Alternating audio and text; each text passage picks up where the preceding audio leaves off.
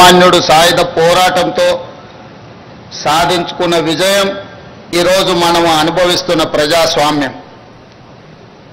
ప్రపంచ ఉద్యమాల చరిత్రలో సువర్ణ అక్షరాలతో లిఖించదగ్గ ఘనత తెలంగాణ సాయుధ పోరాటానిది.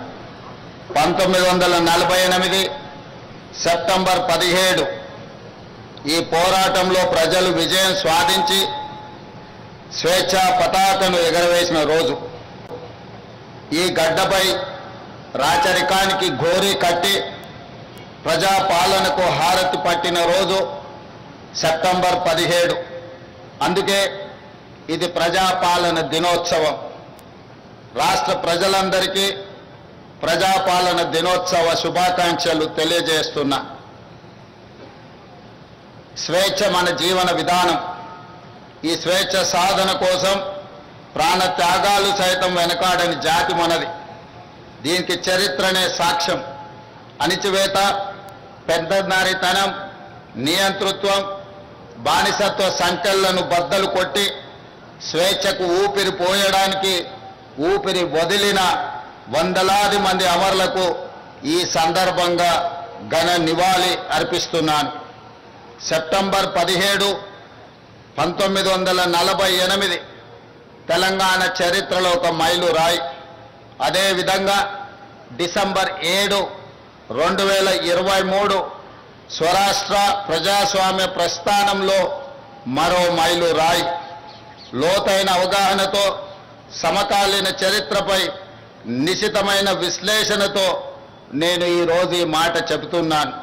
ఎన్నో ఆశలు, ఆకాంక్షలతో మొదలైన స్వరాష్ట్ర ప్రస్థానం తిరిగి మళ్ళీ నియంతృత్వ నిర్బంధంలోకి జారిపోయిన తీరు గత ప్రభుత్వంలో మనం చూసాం. నాటి సాయుధ పోరాట స్ఫూర్తితో నిన్నటి నియంతృత్వ పాలనను ఓడించి ప్రజాపాలనను తెచ్చుకున్నాం.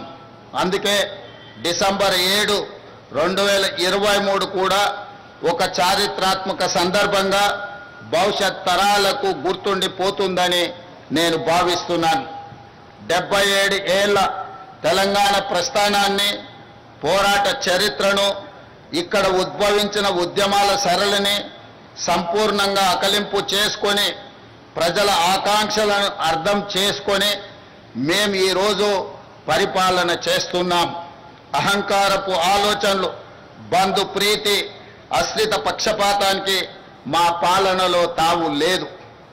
కష్టమైన, నష్టమైన ప్రజలతో పంచుకుంటున్నాం. ప్రజల ఆకాంక్షలు, వారి ఆలోచననే ప్రామాణికంగా నిర్ణయాలు తీసుకుంటున్నాం. తీసుకున్న నిర్ణయాలలో మంచి చెడు విశ్లేషించే అవకాశాలను ఇస్తున్నాం. తప్పులుంటే దిద్దుకుంటున్నాం. మంచి చేయడమే బాధ్యతగా మేము భావిస్తున్నాం. అభివృద్ధిలో ప్రపంచంతో పోటీ పడాలన్న తపనతో పని చేస్తున్నాం. ప్రతి పేదవాడి ముఖంలో ఆనందమే లక్ష్యంగా సంక్షేమ పథకాలను, సంక్షేమ చరిత్రను తిరగరాస్తున్నాం.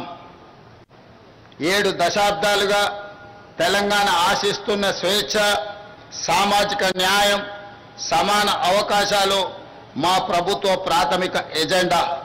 ఏ సామాజిక లక్ష్యాల కోసం తెలంగాణ తపించిందో, ఏ సమానత్వ సాధన కోసం మన గడ్డపై ఉద్యమాలు జరిగాయో, ఈ పవిత్ర లక్ష్య సాధననే మా ప్రాధాన్యత. అభివృద్ధిలోనే కాదు, స్వేచ్ఛ, సమాన అవకాశాలు, సామాజిక న్యాయం విషయంలో కూడా తెలంగాణ దేశానికి ఒక రోల్ మోడల్గా ఉంటుంది అని ఈ సందర్భంగా నేను